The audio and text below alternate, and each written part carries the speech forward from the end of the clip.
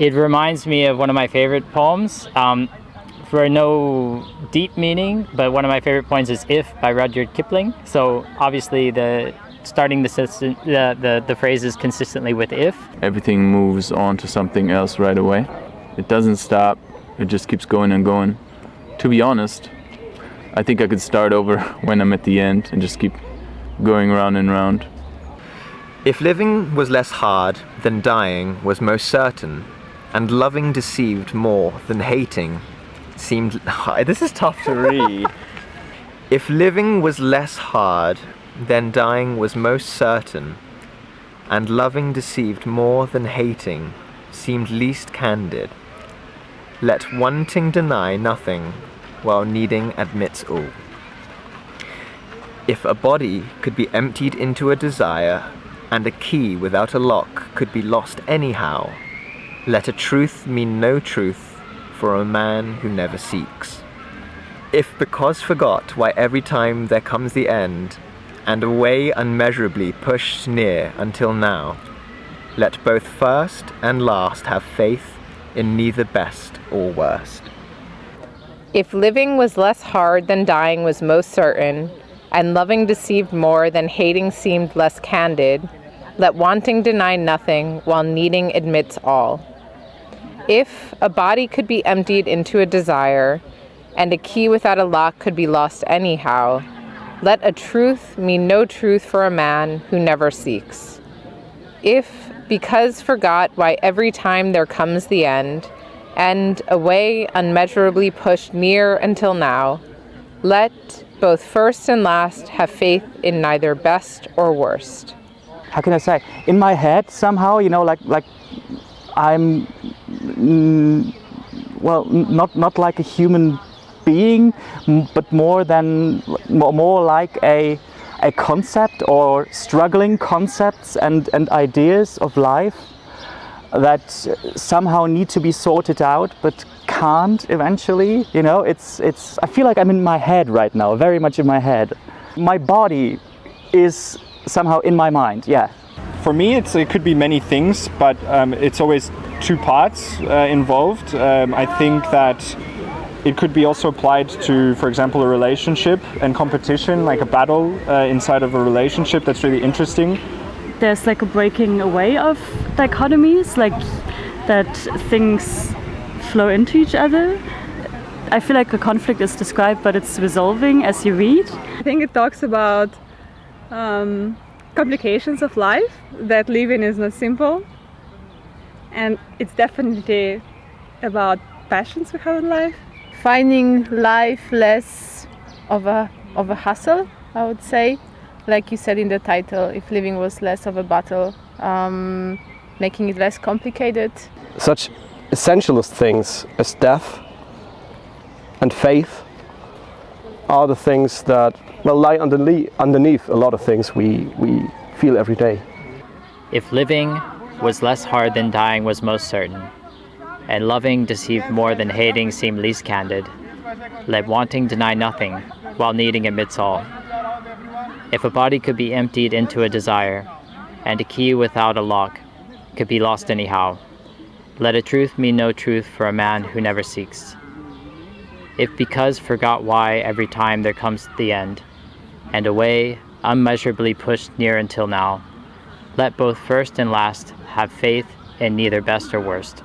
The poem leaves me kind of floating in space, trying to make sense of all of these feelings and the images, like this idea of a body being emptied into desire, and then no truth for a man who never seeks. These are kind of larger conceptual images, so you're like a bit trying to materialize that in your brain. I do find if living was less hard than dying to be a pretty poignant phrase. I mean, it's pretty dramatic. That's like a pretty dramatic statement. That sounds like someone who's really struggling. From their perspective, it sounds like living is not less hard than dying, which is, I guess, a pretty tough position to be in. I'd have to read more in depth to realize if this person finds some reason for living later in the poem. If a body could be emptied into a desire sounds very cool. Something about passion and maybe about like leaving your desires behind, you know, this moment when you just feel like so free. Crazy hardcore exercise, and then next moment you feel like so free and so like chilled, and like no desires are coming to your head. I actually believe that my body is a holy temple and that God lives in my holy body as a temple. And I think it's sometimes so sad that how we approach our body. And I think there should be more self-love to what God created us to be. Relate to the body not being like closed off. I like things where the body comes, because I feel like that's a misconception we often tend to have. And I like to think of the body more as like a porous, open and like relational to other people. A key without a lock could be lost anyhow. Because it's like a very, very simple and plain picture, yet something I have never thought about, I have to admit.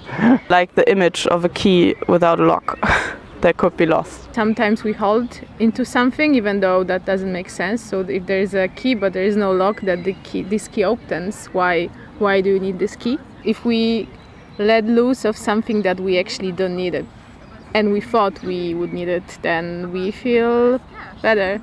The key without a lock that could be lost anyhow.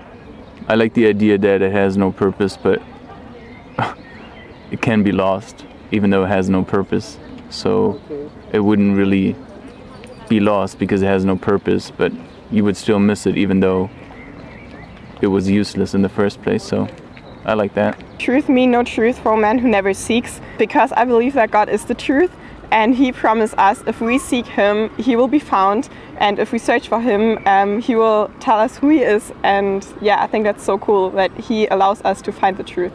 It can also be compared to the actual actions of seeking of the battle being more interrelated with the truth than the truth itself. So I guess the means, not the ends.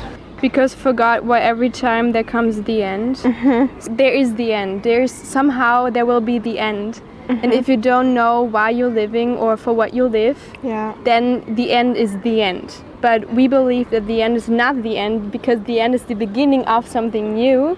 And that's more important than living on the earth, you know? Both first and last have faith in neither best or worst. Makes you question what anything means, right? If there's first, last, best and worst, and none of them have faith in each other, then it's like, what does anything matter? There's the categorizations of best or worst. There's a lot in between. And most times in life, what we experience, what we feel, what we think will be in between.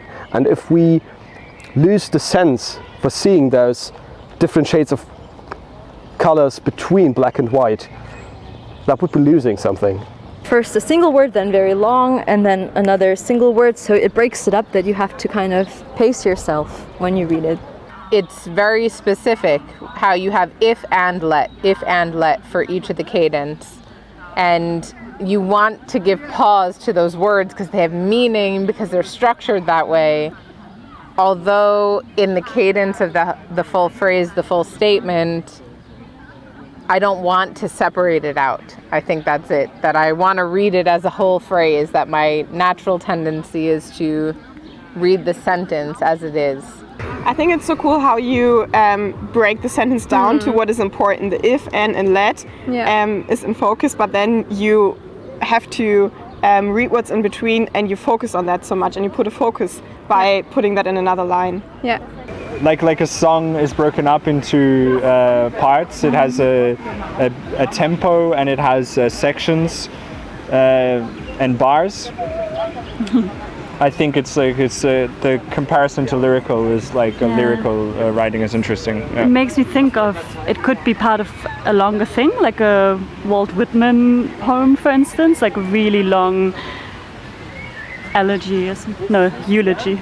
Yeah, there's 12 syllables in each line, which is something that I didn't realize at first. I mean, every line is a metaphor. At the end of each line, you know, that's what I mean with I end up in my head, or my body ends up in my head, you know, like the structured sentence or the structured line floats away. goes to the extremes. You know, it's always about the beginning and the end, and the best and the worst, and the most and the least. It's always extreme ends of possibilities and ideas and thoughts, you know. What I just said, you know, it's like two extremes that belong together anyway, you know, that make a whole being, whole concept. Yeah, I think it works perfectly. I think it's kind of interesting that the poem actually describes some of the feelings and emotions that are most central and important to man, but the picture exactly lacks the one feature that is most essential in understanding and seeing the emotions of humans, which is the face. Just as the poem is kind of has two sides, two counterparts, the picture is also mirrored, and it's strongly related to the body, and I guess the positioning gives me also maybe some kind of messaging of the desires, and maybe in battle, also when you submit, when you surrender in battle, you might take a similar pose as well. That's an interesting comparison. I'm definitely also getting some erotic illusions, surrendering of the body. I think again it's like this black and white kind of tranquil, sort of sterile image. I think it can also fit this poem, which is again a bit slow, a bit somber. There's a lot of to think of in the poem, and then you see the picture, and then like you have to imagine something, you have to think about stuff, and it's like it's not okay, that's it, like there's one message, but yeah, you can think of many things. Yeah, true, like as if there's more to a body than what you see. The picture is also metaphoric, like flip side of a man. I also think it goes well with the poem that has no beginning and no end and sort of continues.